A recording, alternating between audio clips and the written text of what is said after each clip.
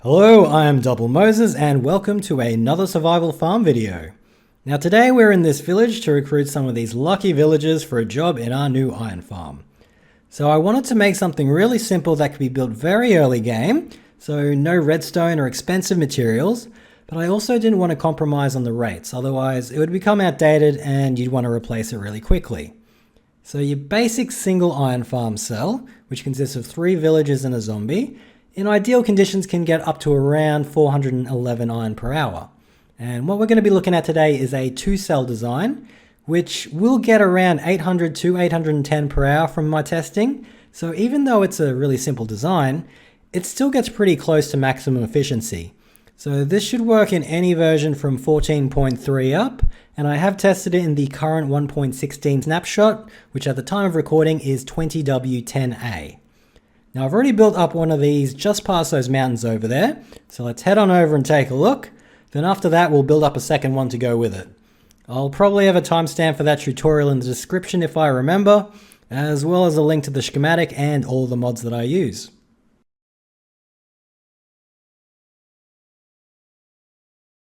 As you can see, there's not much to it. We have a villager cell on each side, and in the middle here we have a zombie rolling back and forth on this sloped rail.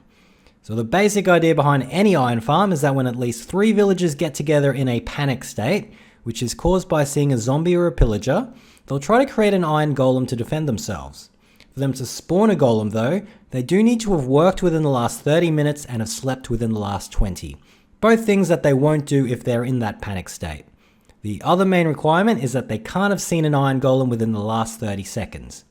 So we need to alternate the villagers in and out of this panic state to ensure that they always satisfy that work and sleep requirement. But to keep things as efficient as possible, we want to make sure that they spend the majority of the time panicking so that we can ensure that we take advantage of as many golem spawning attempts as possible, which the game will try to do every 5 seconds. Now the key to doing it here is this sloped rail and these 2 trapdoors up here.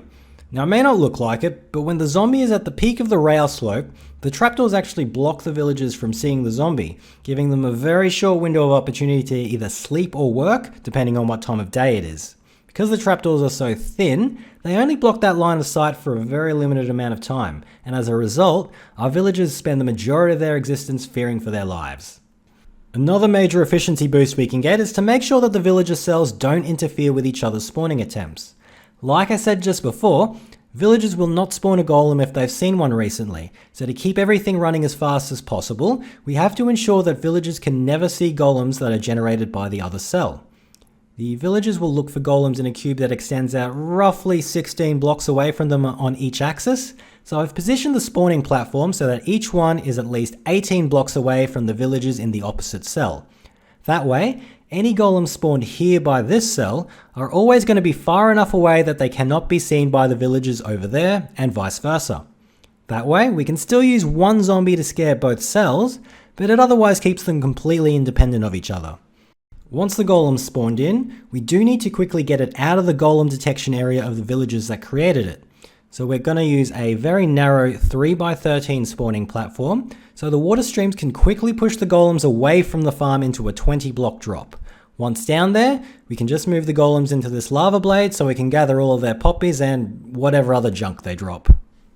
The last thing I really looked at was the villager cells themselves, as I've been hearing a lot of issues in a lot of farms with villagers losing their beds, which will stop the farm from working, and to fix it, you need to do a manual reset by breaking and replacing the beds. Now this does seem to be a flaw in the villager AI itself, not the farm design. However, I have tried to get around the issue by separating the villagers into their own individual rooms, which doesn't stop the problem from happening, but because the villagers only have pathfinding access to their own bed and none of the other ones, the times I have noticed them lose their bed, they seem to be able to find and reclaim it again pretty quickly. So I've done quite a lot of testing on these ones and I haven't had to do a single manual reset, so hopefully that never becomes a lasting issue. So that's the general idea of it. Now I'm going to build another one right next to it, which will get me up to around 1600 an hour, a bit more, which should be enough for me for now. So when building multiple farms near each other, and this applies to any design, not just this one, the main thing to make sure of is that the villagers can't ever see any golems that they didn't create themselves. I'm just going to keep it simple and leave at least 16 blocks of space in between the 2 farms. Now there is a schematic in the description, and up on the screen should be the Lightmatica listing of the materials that I'm going to be using in the build. Alright, once you've got your location set, just remember that the golems are going to be dropping about 20 blocks down to there, so leave some room for that.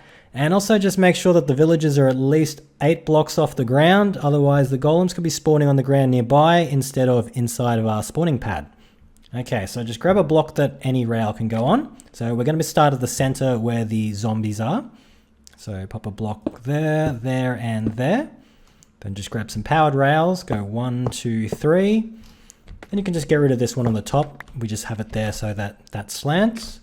And then we go block, and then solid block. So these can be any solid block that transmits power, so stone or iron or wood even. And then just put a lever on there, flick that on so that the rails are on. Then grab a bottom slab and put 1, 2, 3. And then next to where the slanted rail is up there, go 1. And on the other side as well. Then grab your trapdoor and put it there underneath that and underneath there as well.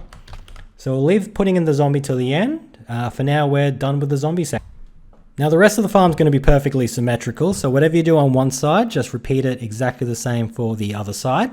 So grab yourself a temporary block, and from the block that's underneath the flat piece of rail, go out 6, so 1, 2, 3, 4, 5, 6 temporary blocks.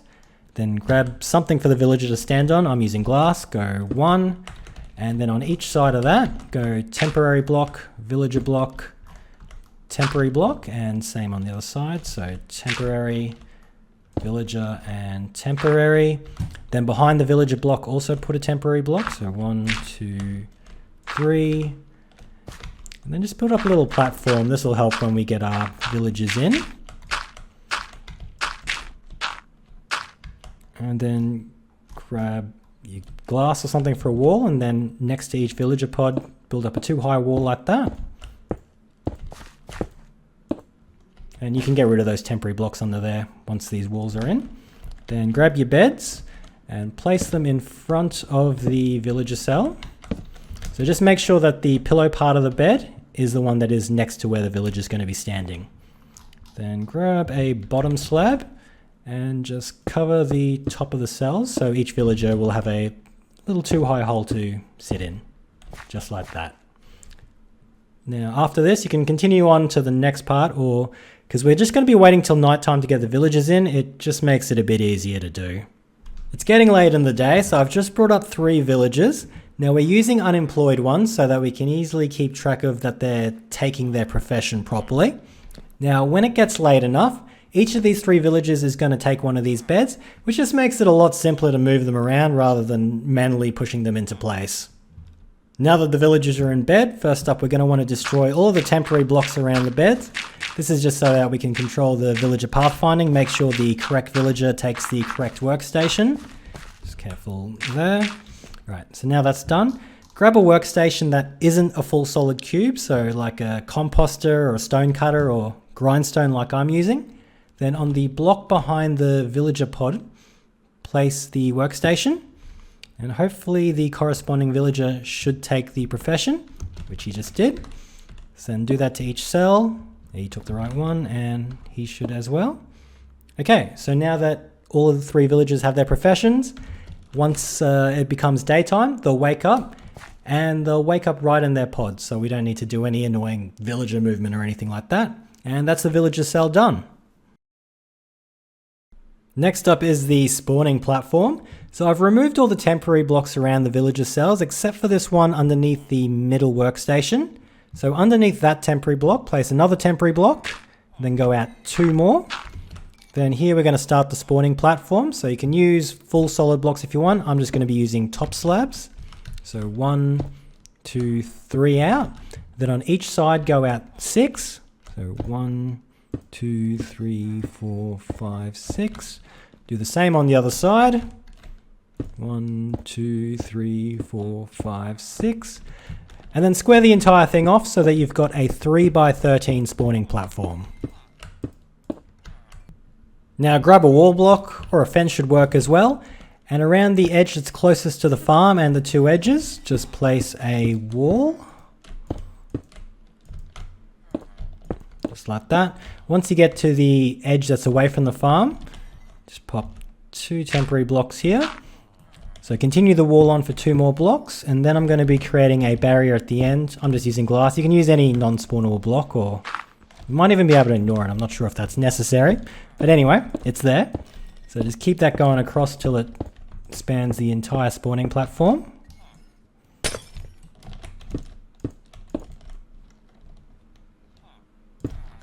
And we'll just continue on the wall here.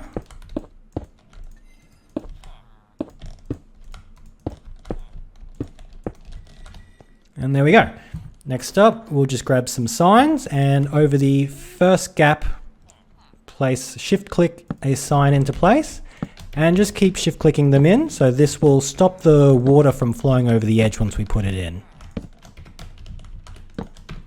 Now, if the iron golem catches sight of the zombie, it's actually going to be able to resist the water stream, so we need to put something in to stop that. So along this wall here, we'll skip 1 row, and on top of that, put a wall up there. And so we'll just continue this along all the way across. Because the golem is 3 high, this block will prevent the golem from being able to see the zombie. Once that's in place, along this row here on the spawning platform that's closest to the farm, we just fill those with water source blocks. And once that's done, the water stream should be flowing away from the farm and being stopped by the signs. And that's the spawning platform done. Now, for some reason, I've built the golem catcher on that farm 40 blocks below it, which isn't an issue. It only causes problems if it's too close to the farm. So for this one, I'm going to be building it 22 blocks below. Now, those white slabs that the golems are spawning on, I've built at Y139. So I've built this 2x13 platform here at Y117. Now, this lines up directly underneath the 2x13 gap there that the golems are going to be falling through. Now, we do need to make this a little bit bigger to make sure we catch all the golems. So just build another ring of blocks around it to make it a 4x15 platform. I'm using glass just because I like the way it looks, but you can use any normal building block like stone or whatever you want.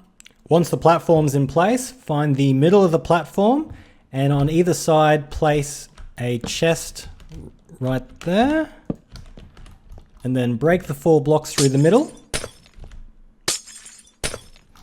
and then shift click in a row of hoppers feeding into the chest.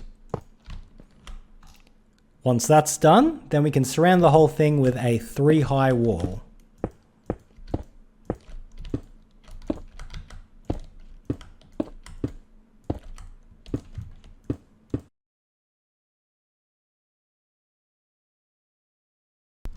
Now we'll put in the lava blade to take out the golems. So above the hopper line, skip 1 block and put a sign there. Then go up 1 and to the left, and then also to the right, so you've got a gap there. Then on each of these signs, shift click in 3 more.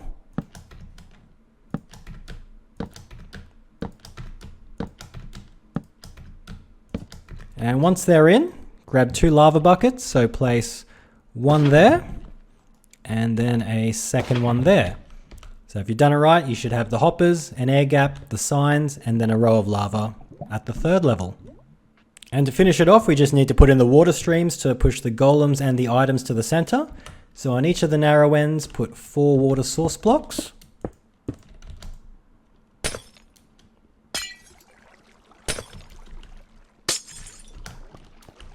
And once it's done, you should have the 2 water streams meeting up just over the hoppers.